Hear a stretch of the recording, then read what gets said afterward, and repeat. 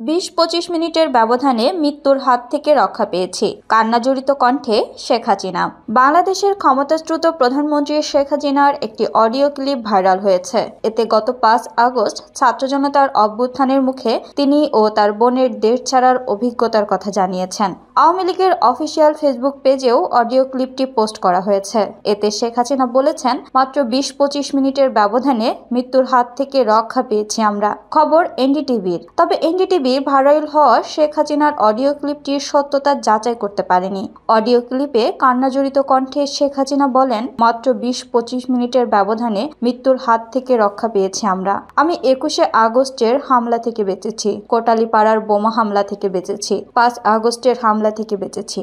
নিশ্চয়ই আল্লাহর ইচ্ছা রয়েছে, নয়তো আমি এবার বাঁচতাম না। তিনি আরো বলেন, তারা যেভাবে প্ল্যান করেছিল আমাকে হত্যা করার, সেটা পরবর্তীতে আপনারা দেখেছেন। তবুও এটা আল্লাহর রহমত। আল্লাহ আমাকে দিয়ে আরো কিছু কাজ করাতে চান বলেই হয়তো আমি এখনো বেঁচে আছি।